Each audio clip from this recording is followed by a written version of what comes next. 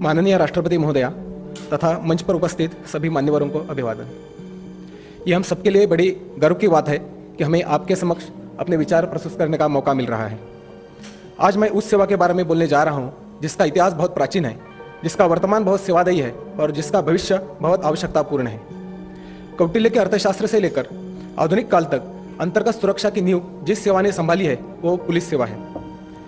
यह एक ऐसी सेवा है जो भारत को एकात्मता और सुरक्षा से जोड़कर भारत में शांतता रखती है। महोदया, मैं महाराष्ट्र के एक छोटे गांव से आया हूं जो एक कृषि प्रधान गांव है, पर वहां पर भी लोगों की सेवा करते वक्त पुलिस को मैंने हर रोज देखा है और वहां पर लोगों के मन में पुलिस के बारे में जो सम्मान और विश्वास है, यही भारतीय पुलिस का यश है, ऐसा मैं कह सकता हूं। महोदया, यह अकादमी हमें गुरुकुल जैसी ही लगती है, जहां पर हमें इंडोर तथा आउटडोर ऐसा विशिष्ट ट्रेनिंग दिया जाता है। यहाँ पर विविध विषयों के साथ साथ समय व्यवस्थापन, अनुशासन, आत्मनिर्भरता ऐसे संस्कार हमें दिए जाते हैं, जिससे मेरे जैसे अनेक किसान पुत्रों को विद्यार्थी से अधिकारी बनाने में यह अकादमी बहुत अच्छा रोल प्ले करती है। महोदया, इस प्रशिक्षण से भारतीय व्यवस्था, भारतीय समाज तथा पुलिसिंग के बारे में हमारे विचारों में बहुत सकारात्मक परिणाम हुआ है। यहाँ आने से पहले हम पुलिसिंग को एक फोर्स ऐसा मानते थे, पर यहाँ आने के बाद और यहाँ पढ़ाई करने के बाद हमें यह पता चला कि पुलिस एक फोर्स नहीं बल्कि एक सेवा है जो हर दिन और हर वक्त देश की सेवा में जुटी रहती है। कोई गुनाह हो, कोई आपत्ति हो, कोई उत्सव हो या भीड़ नियंत्रण हो, पुलिस हमेशा वहाँ पर सेवा देने के लिए तत्पर रहती है। कोविड काल में भारतीय पुलिस का नैतिक और मानवीय चेहरा पूरे विश्व ने देखा है, जहाँ लोगों की सेवा करते वक्त 2000 से भी ज्यादा पुलिसकर्मियों ने अपना बलिदान दिया था। महोदया, हर एक पुलिस वर्दीधारी नागरिक होता है और हर एक नागरिक बिना वर्दी का पुलिस होता है। यह सामुदायिक पुलिसिंग यानी कम्युनिटी पुलिसिंग की संकल्पना भी हमें यहाँ अच्छी तरह से सिखाई गई है, जहाँ पर पुलिस और नागरिक साथ में मिलकर गुनाह का प्रतिबंधन करने में मदद करते हैं। परंतु अभी भी भारतीय पुलिसिंग के सामने बहुत चुनौतियाँ खड़ी हैं। पुलिसकर्मियों की कम संख्या, काम का ज़्यादा प्रेशर, साइबर क्राइम, ड्रग्स की समस्या, महिलाओं के विरुद्ध बढ़ते अपराध, यही कुछ चुनौतियां भारतीय पुलिस के सामने हैं।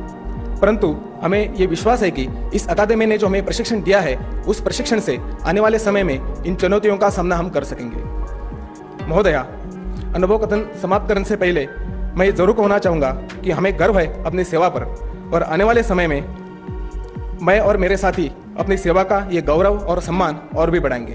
धन्यवाद। जय हिंद। अब मैं मेरी साथी नेपाल पुलिस की मिस अल्जिना राय को यहाँ अपना विचार रखने के लिए आमंत्रित करता हूँ। जय हिंद।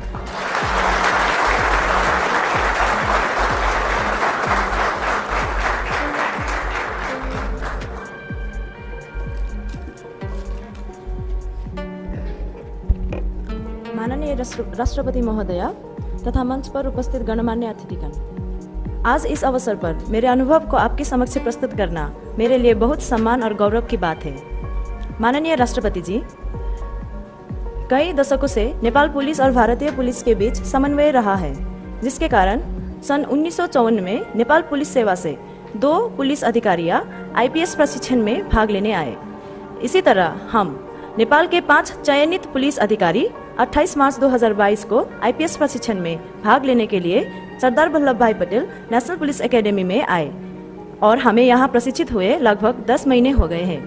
माननीय राष्ट्रपति जी, हर दिन अपराधी तकनीकी और विकास के साथ अपनी अपराध प्रक्रियाओं को बदलता है, जो दुनिया भर में पुलिस की जांच में हमेशा चुनौतियां खड़ा करता है।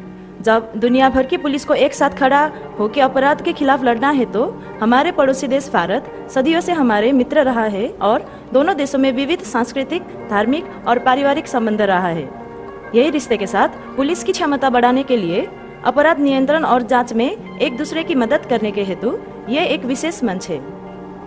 अतीत में इस विशिष्ट मंच आईपीएस से स्नातक करने वाले पुलिस अधिकारियों द्वारा किए गए अपराध नियंत्रण, जांच और सफल समन्वय के कारण मेरे देश की हर पुलिस अधिकारी इस मंच में भाग लेने के लिए उत्सुक है, लेकिन हम में से ही कुछ भाग्यशाली अधिकारियों को यह अवसर मिलता है।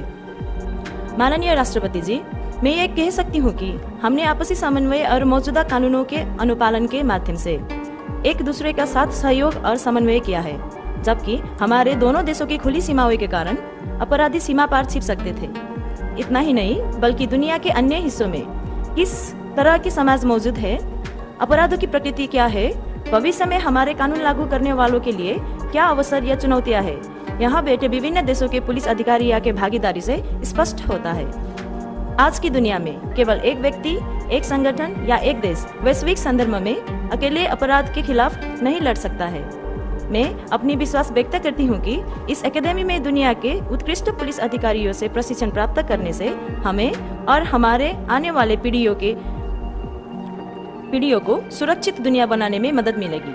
मैं सरदार वल्लभ भाई पटेल नेशनल पुलिस एकेडमी को इस सम्मानित सभा में मेरे कुछ शब्द बोलने का अवसर देने के लिए धन्यवाद देना चाहती हूँ और मैं ये आश्वासन देना चाहती हूँ कि भविष्य में समन्वय और कानूनों के अनुपालन द्वारा अपराधों को रोकने के लिए हम अपनी पूरी कोशिश करेंगे। धन्यवाद।